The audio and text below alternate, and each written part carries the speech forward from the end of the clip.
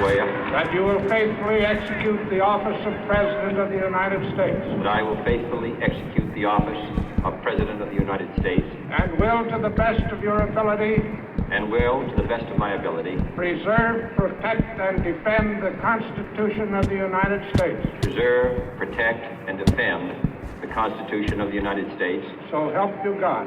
So help me God.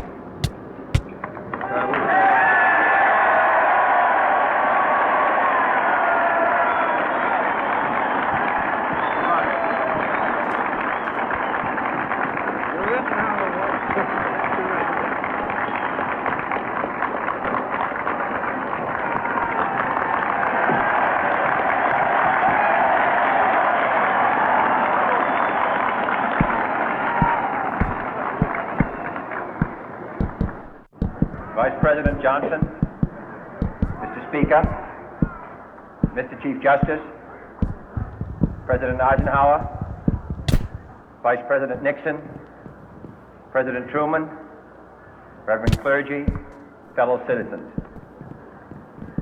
We observe today not a victory of party, but a celebration of freedom, symbolizing an end as well as a beginning, signifying renewal as well as change.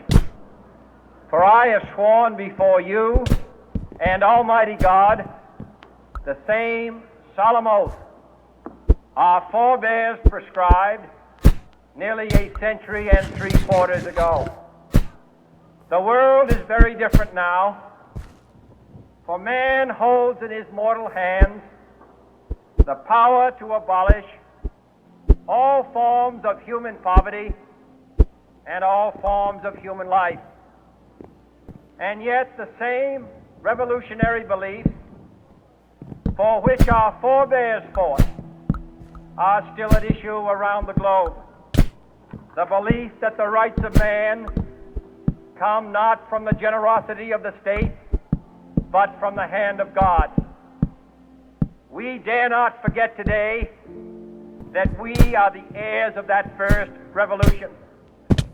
Let the word go forth from this time and place to friend and foe alike that the torch has been passed to a new generation of Americans born in this century, tempered by war, disciplined by a hard and bitter peace, proud of our ancient heritage, and unwilling to witness or permit the slow undoing of those human rights to which this nation has always been committed and to which we are committed today at home and around the world.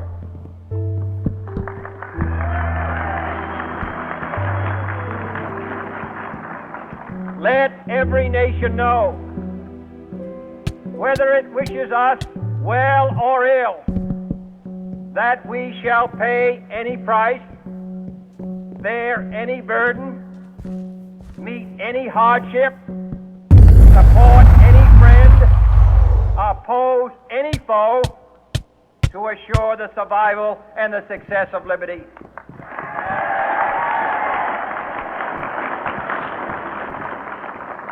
This much we pledge and more. To those old allies whose cultural and spiritual origins we share, we pledge the loyalty of faithful friends. United, there is little we cannot do in a host of cooperative ventures. Divided, there is little we can do, for we dare not meet a powerful challenge at odds and split asunder.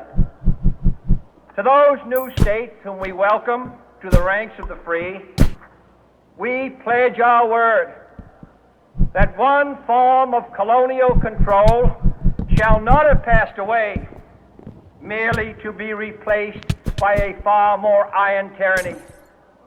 We shall not always expect to find them supporting our view, but we shall always hope to find them strongly supporting their own freedom, and to remember that in the past those who foolishly sought power by riding the back of the tiger ended up inside.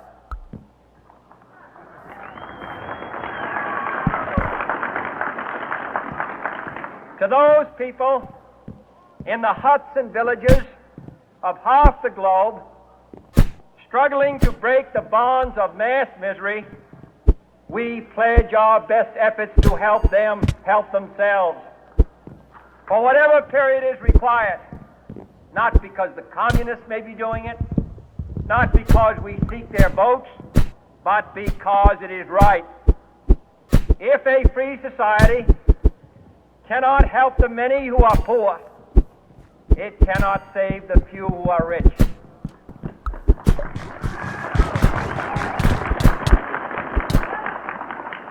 To our sister republics south of our border, we offer a special pledge to convert our good words into good deeds, in a new alliance for progress, to assist free men and free governments in casting off the chains of poverty. But this peaceful revolution of hope cannot become the prey of hostile powers.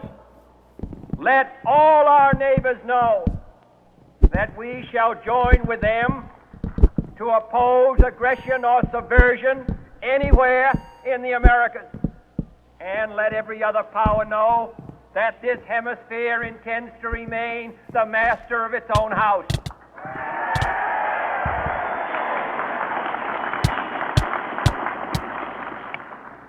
To that world assembly of sovereign states, the United Nations, our last best hope, in an age where the instruments of war have far outpaced the instruments of peace, we renew our pledge of support to prevent it from becoming merely a forum for invective, to strengthen its shield of the new and the weak, and to enlarge the area in which its writ may run.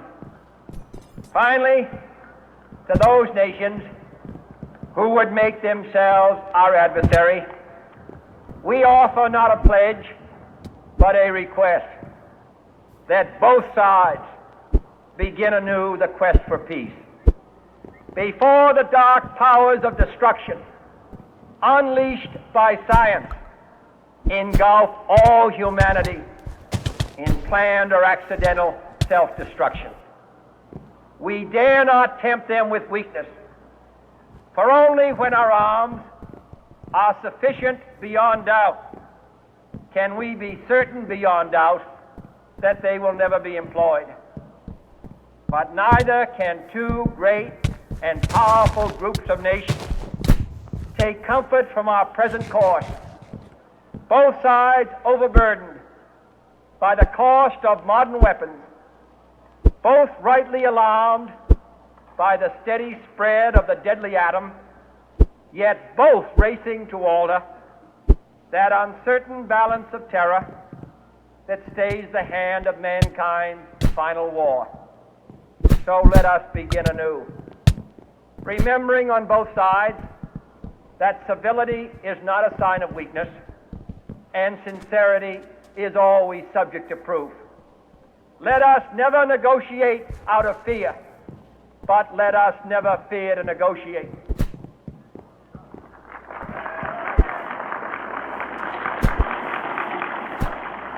Let both sides explore what problems unite us, instead of belaboring those problems which divide us.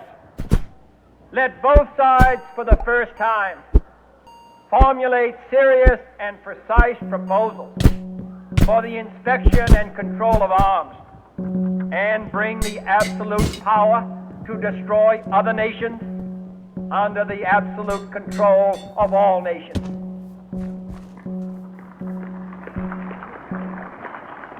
Let both sides seek to invoke the wonders of science instead of its terrors. Together, let us explore the stars, conquer the deserts, eradicate disease, tap the ocean depths, and encourage the arts and commerce.